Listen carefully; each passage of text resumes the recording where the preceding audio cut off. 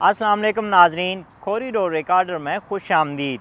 چین پاکستان اقتصادی راہداری سے جڑے واقعات کی کہانیاں ریکارڈ کرتے ہوئے میں ہوں ملک ظفر۔ آج ہم آپ کے لیے لائے ہیں۔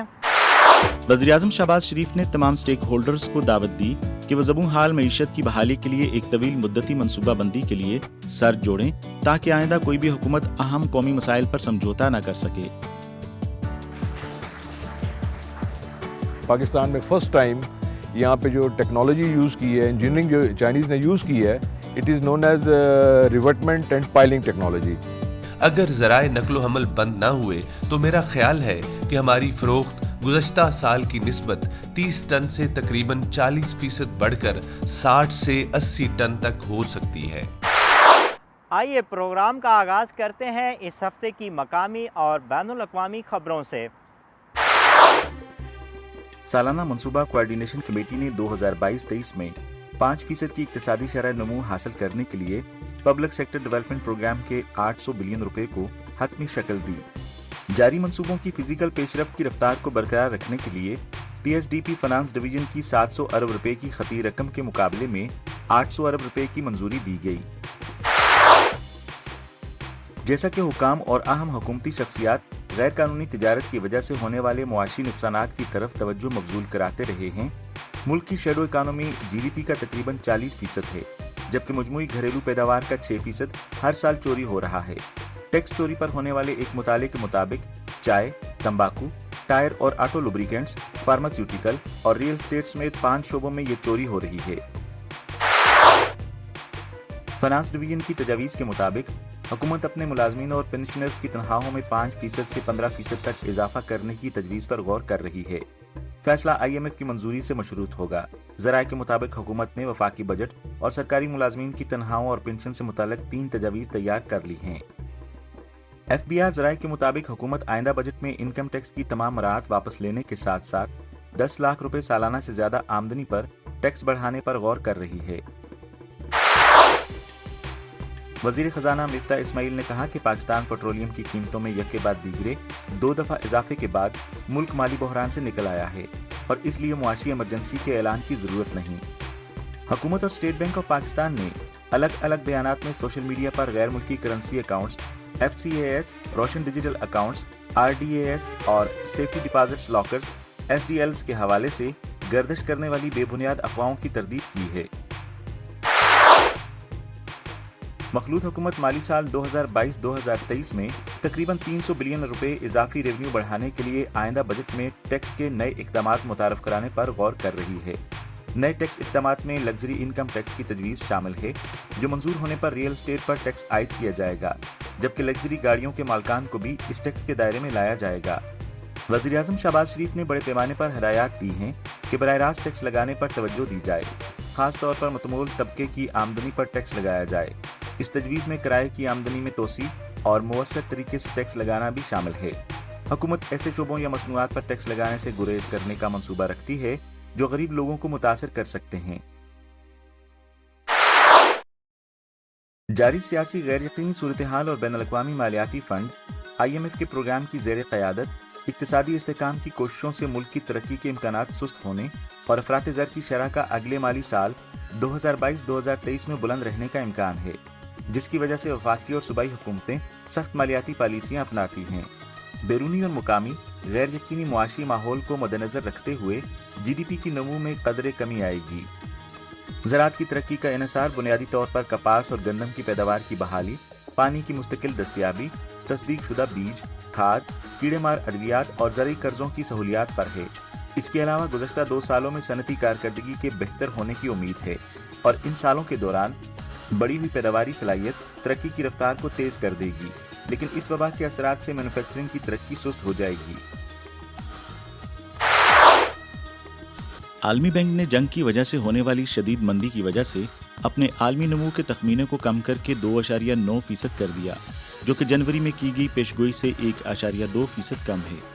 بینک کی عالمی اقتصادی امکانات کی رپورٹ میں کہا گیا ہے کہ روس یوکرین تنازع وبائی بیماریوں سے ہونے والے نقصان کو بڑھا رہا ہے اور عالمی معیشت میں سست روی کا باعث بن رہا ہے، جس کے نتیجے میں ایک طویل عرصے تک ترقی میں انحطاط اور افراط زر دیکھنے کو ملے گا۔ 2021-2022 کے پہلے 11 مہینوں میں federal board of revenue FBR کی آمدنی کا تخمینہ 5,350 بلین روپے کے قریب ہونے کا امکان ہے۔ یہ 2020-2021 کی اسی مدت میں جمع ہونے والی رقم کے مقابلے میں 28.5% کی غیر معمولی بڑھوتری کی نمائندگی کرتا ہے۔ یہ شاید اب تک کی بلند ترین شرح نمو ہے۔ اس کی بنیادی وجہ درآمدی ٹیکس کی بنیاد میں غیر معمولی تیزی ہے۔ وزیراعظم شہباز شریف نے تمام سٹیک ہولڈرز کو دعوت دی کہ وہ زبوں حال معیشت کی بحالی کے لیے ایک طویل مدتی منصوبہ بندی کے لیے سر جوڑیں تاکہ آئندہ کوئی بھی حکومت اہم قومی مسائل پر سمجھوتا نہ کر سکے۔ وزیراعظم نے وعدہ کیا کہ کانفرنس میں پیش کی گئی تجاویز پر غور کیا جائے گا اور زرعی، صنعتی اور مالیاتی ترقی کے لیے الگ الگ منصوبے بنائے جائیں گے۔ انہوں نے کہا کہ اب وقت آ گیا ہے کہ اشرافیہ کو قربانیاں دینا ہوں گی اور غیر پیداواری اثاثوں جیسا کہ ریئل اسٹیٹ پر ٹیکس لگانا ہوگا۔ روپے کی قدر میں تیزی سے کمی ہوئی اور انٹرا بینک ٹریڈ میں ڈالر 203.50 روپے کی نئی ریکارڈ سطح پر پہنچ گیا۔ دریں اثنا وزیر خزانہ مفتاح اسماعیل نے IMF سے معاہدے اور 2.3 بلین امریکی ڈالر کے چینی قرض کے رول اوور کی امید ظاہر کی ہے، جس سے ملک کے زر مبادلہ کے ذخائر میں بہتری آئے گی۔ موڈیز انویسٹر سروس نے ملک کی ضروریات کو پورا کرنے کے لیے بیرونی مالی اعانت حاصل کرنے کے بارے میں غیر یقینی صورتحال کا حوالہ دیتے ہوئے پاکستان کے آؤٹ لک کو مستحکم سے منفی کر دیا۔ پاکستان کی مقامی اور غیر مقامی کرنسی کی ملکی حدیں بالترتیب BA3 اور B2 سے کم ہو کے B1 اور B3 کر دی گئی ہیں۔ ورلڈ بینک کا کہنا ہے کہ 2022-23 میں پاکستان میں GDP کی شرح نمو 4% رہنے کی توقع ہے، جو 2020-21 میں 5.7% سے کم ہے، کیونکہ غیر ملکی طلب میں نمایاں کمی آئی ہے اور بیرونی اور مالیاتی عدم توازن پر قابو پانے کے لیے پالیسی سپورٹ واپس لے لی گئی ہے۔ قومی اقتصادی کونسل NEC نے 2.184 ٹریلین روپے کی مجموعی پبلک سیکٹر کی سرمایہ کاری کے ساتھ اگلے سال اقتصادی ترقی کی شرح کا ہدف 5% مقرر کیا ہے۔ کونسل نے متفقہ طور پر یہ بھی فیصلہ کیا کہ وفاقی public sector development program PSDP کا 60% جاری ترقیاتی منصوبوں پر خرچ کیا جائے گا اور بقیہ 40% نئے منصوبوں پر خرچ کیا جائے گا۔ حال ہی میں وزیراعظم شہباز شریف گوادر پہنچے اور $154 ملین کے ایسٹ بے ایکسپریس منصوبے کی نقاب کشائی کی۔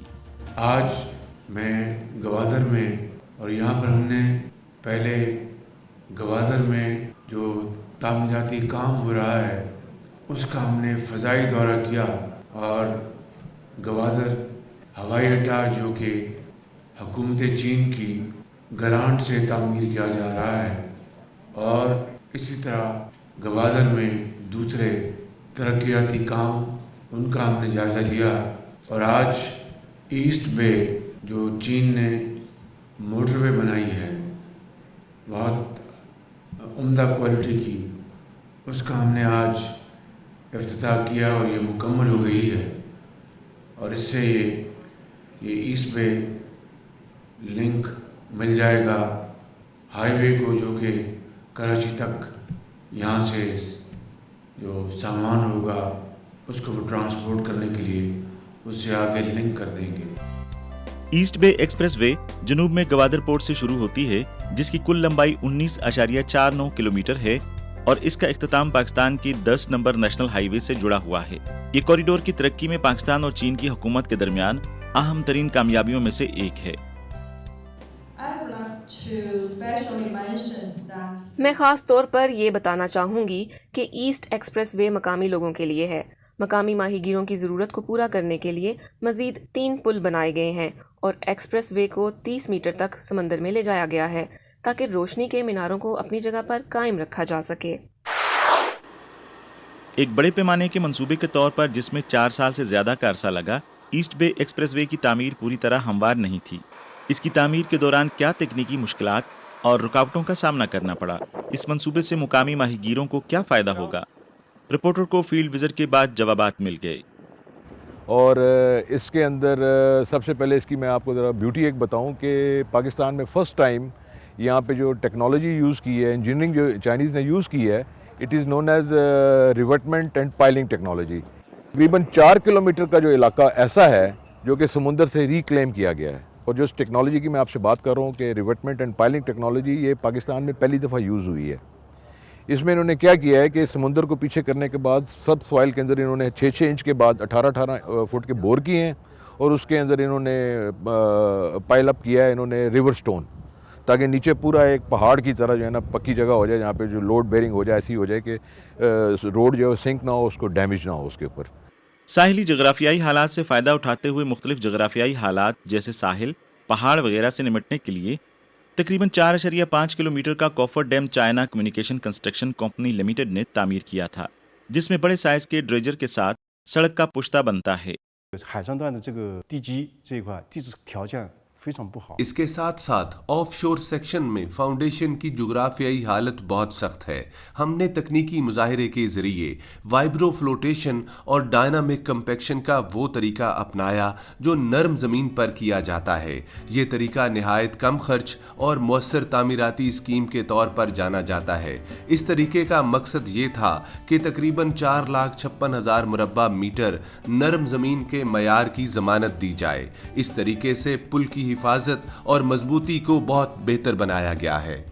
是在刮的高技术、高质量的一条快速路。 ایسٹ بے ایکسپریس وے گوادر میں ایک ٹیکنالوجی سے بھرپور اور اعلیٰ معیار کا ایکسپریس وے ہے، جس میں 100 کلومیٹر فی گھنٹہ کی رفتار ڈیزائن کی گئی ہے. تعمیر کے دوران ہمیں بہت سی مشکلات کا سامنا کرنا پڑا، کیونکہ گوادر میں وسائل کی نہایت کمی ہے اور کچھ مٹیریل کو 600 کلومیٹر دور دراز علاقوں سے لے کر آنے کی ضرورت تھی، جیسا کہ کراچی سے جو گوادر سے 700 کلومیٹر دور ہے. مزدوروں کی بھی شدید کمی ہے، جن میں سے زیادہ تر مزدوروں کو دوسرے صوبوں سے لایا جاتا ہے. لوکل سطح پر مزدور نہ ہونے کے برابر ہیں، خاص طور پر ہنرمند مزدور تو بالکل ناپید ہیں. اس میں تکلیف وقتاً یہ آئی ہے کہ کبھی لیبر جو ہے نا بہت سارے ایشو ہیں، لیبر کو لانے میں یہاں پہ بڑی تکلیف ہوتی ہے کیونکہ بہت دور ہے ایریا. یہاں پہ تو لوکل لیبرس ملتی نہیں ہے، تقریباً کوئی سندھ سے آتا ہے، کوئی پنجاب سے آتا ہے، کوئی سرحد سے آتا ہے. وقتاً مشکلات یہ ہوتی ہے کہ دیکھو ہر کوئی ڈرتا ہے کہ یہاں پہ سیکورٹی کا ایشو ہے. سیکورٹی کی ایشو کی وجہ سے جو ہے نا اگر ہم فون کے اوپر 100 بندوں کو تیار کرتے تھے، ریڈی کرتے تھے، 100 میں سے ہمارے پاس 30 بندے آتے تھے اور 30 میں سے پھر ادھر آتے تھے. تو شروع میں تو یہاں پہ یہ سسٹم تھا کہ رہائش کا نظام، اور بیچ میں جو آپ کو پتہ ہے پی سی ہوٹل کے اوپر دھماکہ ہوا، ہمارے چائنیزوں کے اوپر اٹیک ہوا، اس کے اوپر ہمیں بڑا مشکل بڑی پیش آئی کہ لوگ ڈر کی وجہ سے بھاگ گئے. اور ساتھ میں کبھی کبھی ایسے بھی ہو گیا کہ کووڈ کی وجہ سے قرنطینہ کی مشکلات ہیں، 15 دن 16 دن بندوں کی قرنطینہ کی مشکلات ہے. کبھی ٹرانسپورٹ کا ایشو ہو جاتا ہے، ہڑتالوں کی وجہ سے آنے جانے میں تکلیفیں ہوتی ہیں. یہ معاملات پیش آئے، ہمیں درپیش آئے ہیں. اس کے علاوہ جو ہے نا باقی یہاں پہ الحمدللہ آہستہ گورنمنٹ نے توجہ دی، گورنمنٹ نے بھی توجہ دی، کمپنیاں بھی لیبرز کو سہولتیں دی. جب لیبر یہاں پہ آنے کے بعد دیکھا کہ سیلری بھی ٹائم پہ مل رہی ہے اور کام کرنے میں بھی فیسلٹیز ہے، سائڈ پہ ہر ایک چیز کی ضرورت، زندگی کی جتنی ضروریاتیں ہیں وہ میسر ہو رہی ہیں. تو ظاہر ہے جب 2 بندے آ رہے ہیں تو وہ 4-5 بندے اور لے کے آ رہے ہیں. اس طرح الحمدللہ ہمارے جو ہے نا پروجیکٹ کے معاملات حل ہوتے گئے. انہوں نے کافی ہارڈ ورکنگ کی ہے چائنیز نے. ان کے مطلب یہاں کام کے دوران 2 اٹیک ہوئے ہیں، آپ کو پتہ ہے. ایک پی سی میں اٹیک ہوا تھا تو اس کی وجہ سے کام سسپینڈ ہوا تھا. چائنیز انہوں نے مطلب بھاگنے کی کوشش کری، لیکن انہوں نے ان کی ہمت ہے کہ یہ لوگ یہاں پہ اسٹے کیا ہے انہوں نے. پھر اس کے بعد جو ہے نا ابھی ریسنٹلی پچھلے سال جو ہے نا ایک سوئسائڈ اٹیک ہوا تھا یہیں K3 برج پہ.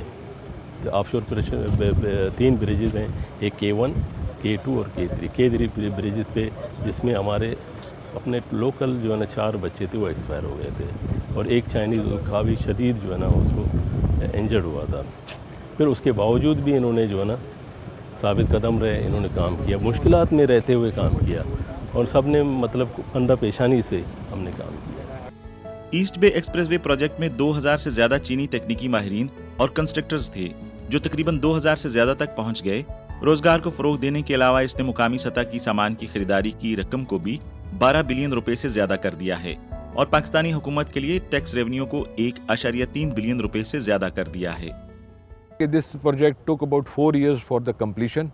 जिसके अंदर इनिशियल इसका जो टाइम था वो तकरीबन 3 साल का था, लेकिन 1 साल हमें इसलिए और बढ़ाना पड़ा कि लोकल फिशरमैन्स के लिए हमने 3 ब्रिजेस बाद में इनकॉर्पोरेट इसमें किए हैं। 专门为移民修了3座，增建了3座桥梁。 माहीगीरों की सहूलत के लिए बुनियादी तौर पर 3 पुल बनाए गए हैं। जब वो समंदर में माहीगीरी के लिए जाते हैं तो ये इनके लिए एक वसी रास्ते के तौर पर भी सहूलत फराहम करते हैं। इसके अलावा जब माहीगीरी का सीज़न ना हो तो माहीगीर अपनी कश्तियों को देखभाल के मकसद से साहिल पर लंगर अंदाज कर सकते हैं।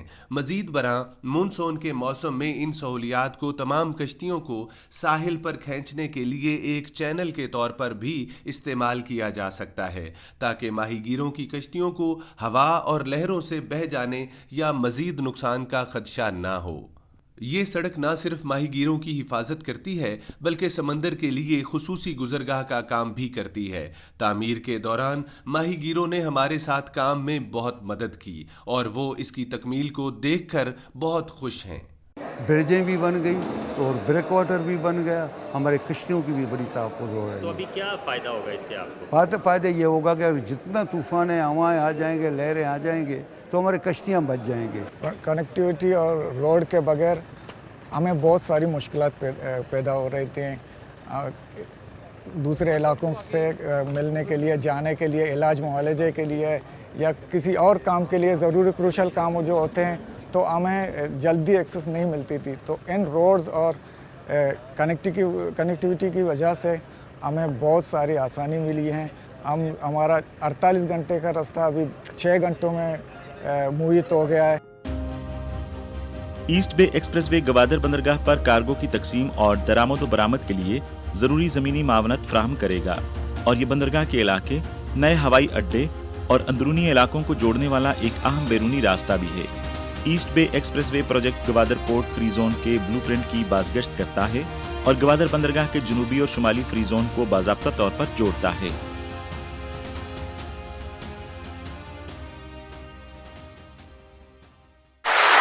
खबर मौसूल हुई है कि दर्जा हरारत में तब्दीली और मटीरियल शॉर्टेज की वजह से इस सहमाई आम की पैदावार में 60% कमी वाक़ई हुई है। सूरत हाल जानने के लिए आइए एक नज़र डालते हैं इस रिपोर्ट पे।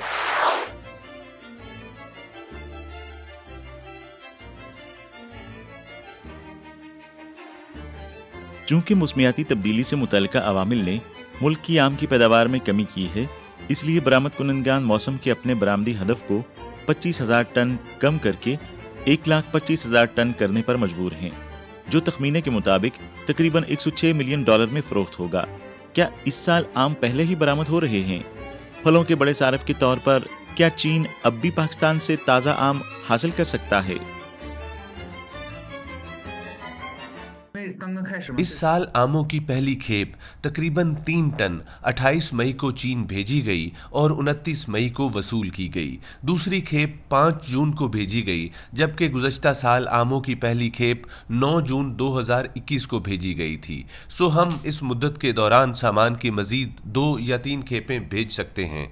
अगर ज़राए नकलो हमल बंद ना हुए तो मेरा ख्याल है कि हमारी फ़रोख्त गुज़श्ता साल की निस्बत 30 टन से तकरीबन 40% बढ़कर 60 से 80 टन तक हो सकती है। सिंदड़ी आमों की पहली खेप, जिसका वजन तकरीबन 3 टन था, 28 मई को चीन के सूबा यूनान के शहर कुनमिंग पहुंचा।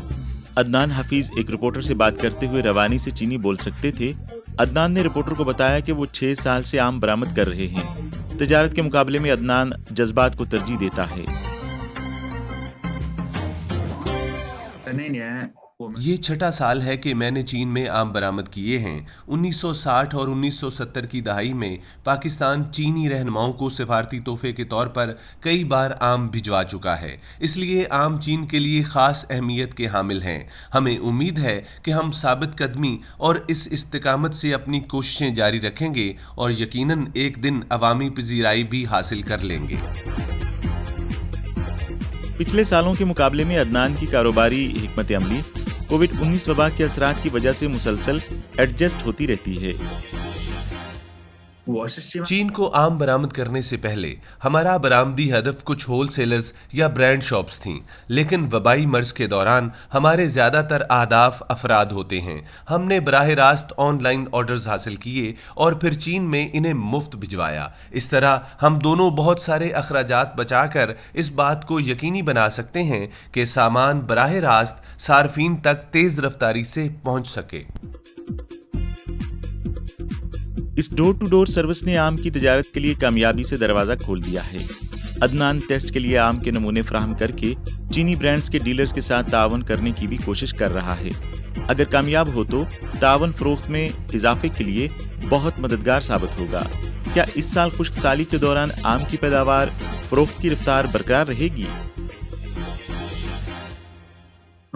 हमारी जगह के अखराजात तकरीबन 80% बढ़ गए हैं। इस साल 2 मसाइल का सामना करना पड़ा। एक, खुश्क साली की वजह से पैदावार में कमी हुई है। दूसरा ये कि आम का साइज छोटा रह गया। ख़ास तौर पर सिंध में आम बहुत ज़्यादा मुतासिर हुए। इससे पहले आम के एक फल का वज़न 400 ग्राम से 700 ग्राम या 800 ग्राम तक होता था, जबकि इस साल इसका वज़न 200 ग्राम से 500 ग्राम या 600 ग्राम तक है। यूं इस बरस ये अपने हकीकी साइज को नहीं पहुंच पाया। आम के काश्तकारों के लिए ये ना सिर्फ मिकदार में कमी है बल्कि वज़न में भी कमी है। हमारे लिए अगर हम एक अच्छा आम या बड़ा फल तलाश करना चाहते हैं तो हम इसे तलाश कर सकते हैं, ताहम गुज़श्ता साल के मुकाबले में इनकी कीमत ज़्यादा है। 37 डिग्री से 42 डिग्री के मुसलसल बुलंद दर्जा हरारत ने आम की पैदावार को शदीद नुकसान पहुंचाया। जहां तक पाकिस्तान में आम की हालत जार का ताल्लुक है, चीनी और पाकिस्तानी माहिरीन फर्क करने के लिए ताउन के मौके तलाश करने की कोशिश करते हैं। यंगलिंग agriculture high tech industry demonstration zone शानशी, चीन में आम की मुसलसल 3 सालों से अच्छी फसल हुई है। हमारी 3 बेहतरीन इकसाम में से छोटे फल वाला 1.3 टन फी 0.067 हेक्टर पैदावार देता है। बाकी 2 में से हर एक की पैदावार 1.5 टन से 2 टन तक होती है। इसके अलावा इन सब में बीमारी और सर्दी के खिलाफ मजबूत मुज़ाहमत पाई जाती है। मुझे यकीन है कि अगर हमें मिलकर काम करने का मौका मिले तो हम पाकिस्तान में शदीद मौसम की वजह से आम के नुकसान को मुनज़्ज़म तरीके से कम कर सकते हैं। शदीद गर्म मौसम के हवाले से वांगजान ने कहा कि जैसे जैसे आलमी मौसम गर्म हो रहा है, इस सूरत हाल का हल उनकी मनसूबा बंदी में पहले से मौजूद है। सबसे पहले हम मसनूई ज़रई सहूलियात के ज़रिए काश्तकारी के माहौल पर काबू पाकर इसको तब्दील करते हैं। हमने असल रवायती ग्रीन हाउस के डिज़ाइन को बेहतर बनाया, ख़ास तौर पर बड़े रोशनदान बनाकर, दोनों तरफ से 2 मीटर ऊंचा। ये फलों के दरख्तों के लिए एक छतरी को थामे रखने के मुतरादिफ है। हवादार बनाने से इसकी नमी कम हो जाएगी और फिर ये ख़ास तौर पर तेज़ी से ठंडा हो जाएगा।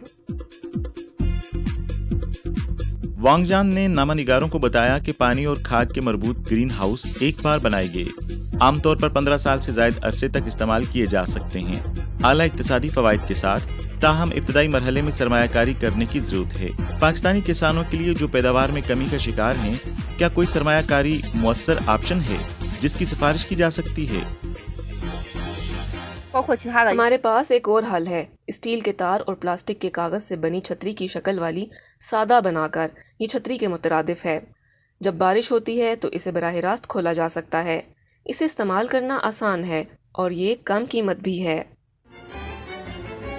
पौधों के बढ़ते हुए माहौल के अलावा शदीद मौसम का भी मिट्टी पर बड़ा असर पड़ता है। मिट्टी के माहौल को कैसे बेहतर बनाया जाए? दर हकीकत खादों और कीड़े मार अद्वियात के ज़्यादा इस्तेमाल से फल बहुत जल्द ख़राब हो सकते हैं।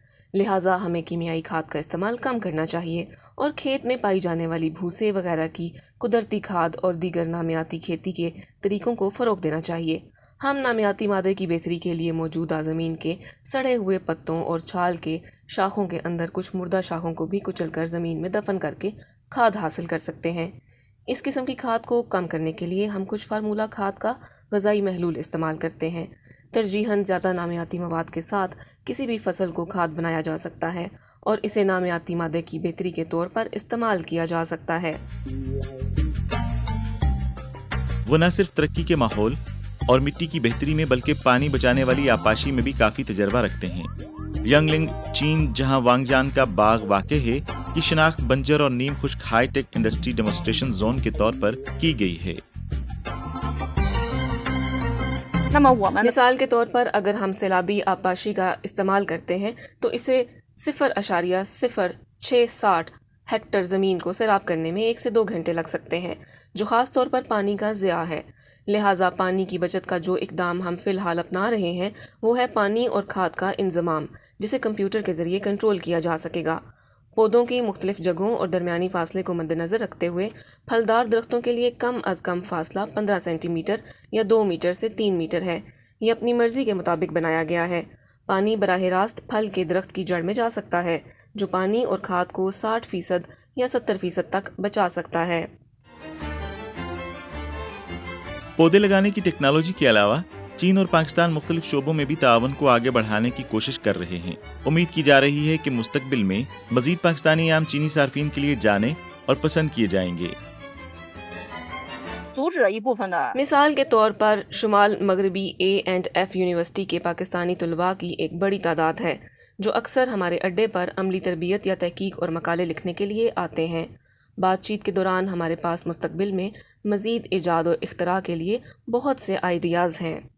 ये दुरुस्त है कि पाकिस्तानी आम बहुत लजीज होता है, लेकिन इसे चीनी मार्केट के लिए ज़्यादा मौजू बनाने के लिए तकनीकी तब्दीलियों की मदद से मज़ीद बेहतर बनाने की ज़रूरत है। मिसाल के तौर पर पैकिंग टेक्नोलॉजी, जो चीन में आम की ज़ाहिरी शक्ल को बचाने के लिए इस्तेमाल की जाती है, ताहम पाकिस्तान में फ़िलहाल ये मुश्किल है। इसलिए हम चीन में कुछ नई मसनूआत ख़रीदते हैं और फिर इन्हें पाकिस्तान में बनाने की कोशिश करेंगे और इसका असर देखेंगे। इसके बाद हम इन्हें चीन भेजने की कोशिश करेंगे। इसलिए चीन और पाकिस्तान टेक्नोलॉजी के मामले में बहुत ज़्यादा ताउन कर सकते हैं। मुझे यकीन है कि मुस्तकबिल में चीन पाकिस्तानी आमों की एक बड़ी मंडी बन जाएगा। आज का कॉरिडोर रिकॉर्डर यही तक। देखने का बहुत शुक्रिया। मिलते हैं अगली बार।